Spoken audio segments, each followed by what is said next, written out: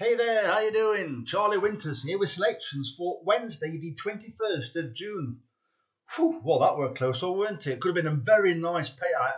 It was a decent payout, but it could have been very tasty for all six being placed. Not even a winner amongst them.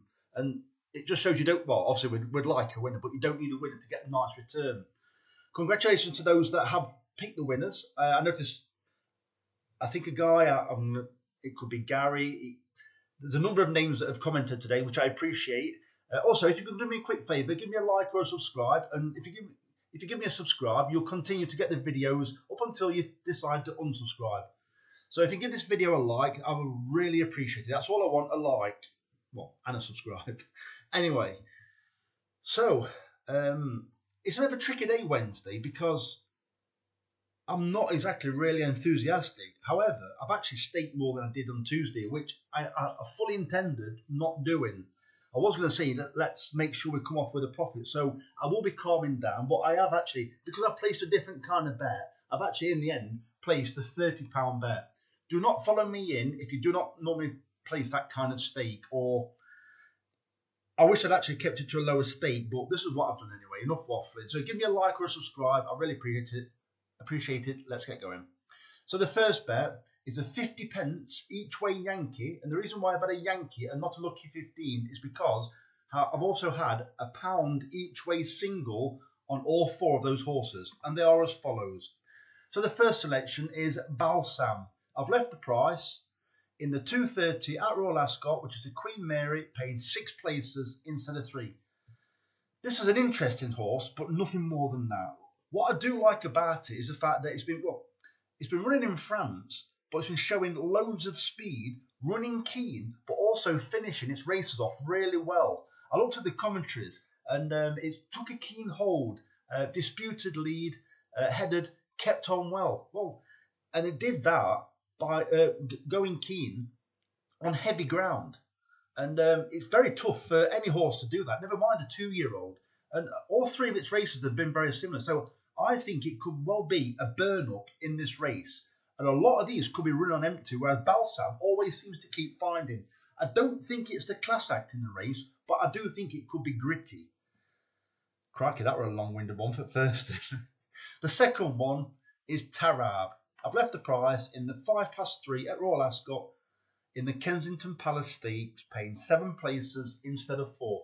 This is my nap, not because I just think it's got a lot of things going for it, although there are still question marks. Don't get me wrong, I'm doing this off memory, but I do believe it's ran over the course before. It's got a low draw, which I think is necessary because this one's round a bend. Owen Burrows had very few horses, but what he does, he always seems to have they always seem to do well for him.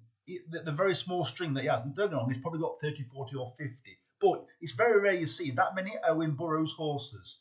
Although the sheiks do put the trust in him because you only ever see him train for those. And I don't know anything about him, I'll be honest. But it's a decent trainer. I think Jim Crowley's on board.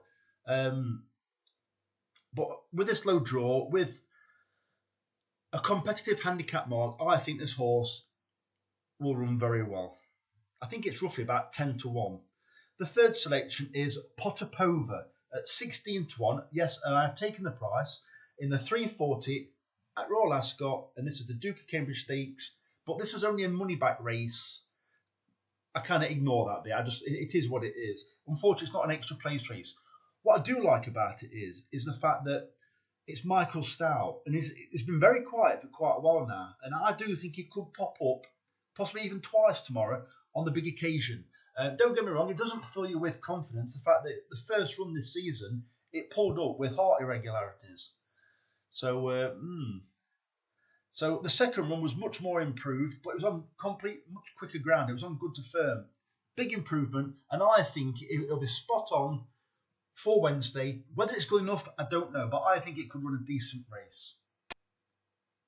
The fourth selection, and this is fourth and final selection for this bet, is Aryan Power at 33 to 1. I've taken the price because it's Michael Stout again.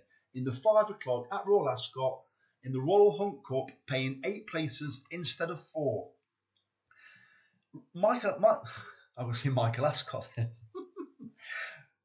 Michael Stout used to mop up loads of these heritage handicaps, and also these handicaps at York and probably Newmarket, Doncaster, Newcastle, and knowing the time, wherever he sent them, there was short priced favourites. They didn't always win, but he had quite a lot of very competitive horses in handicaps.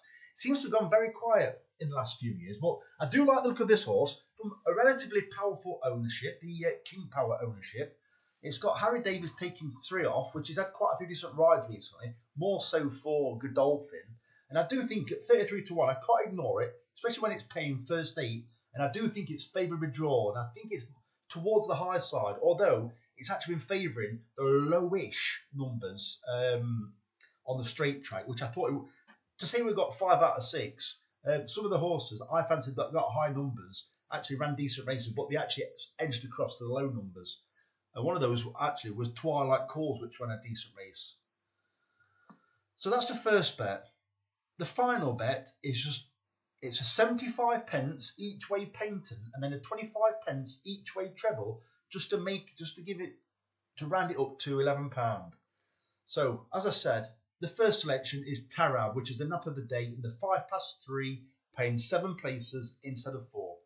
The second selection, which is extremely interesting, it's roughly about 11 to 2, but I've left the price in the 5:35 at Ascot, and that's paying 4 places instead of 3.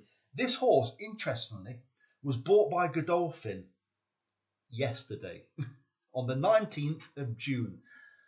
It was owned by, I think, is it that Rabbi Racing?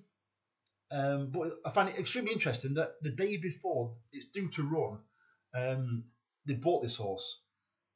I don't know what they paid for it, but they could quite easily get the money back times over, potentially. I don't know. If it wins this race tomorrow, I think it's second or third favourite. It actually finished behind Military Order. Well, Military Order was it disappointed in the Derby, but the fact that it ran in the Derby is classed as it's a decent horse. Military Order was also, or is also, owned by Godolphin. So obviously, I'm guessing they must rate Military Order extremely highly. They were probably quite impressed by how this horse ran against it when it was like running really well. And I just think it's interesting.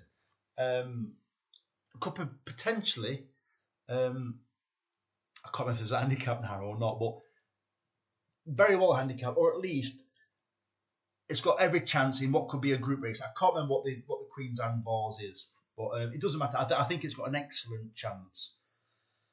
And the final selection is Maximum Impact. I've left the price in the 6:10 at Royal Ascot, paying 5 places instead of 3. I saw a recent interview with Alice Haynes, and she looks like she's really on one when it comes to succeeding as a trainer.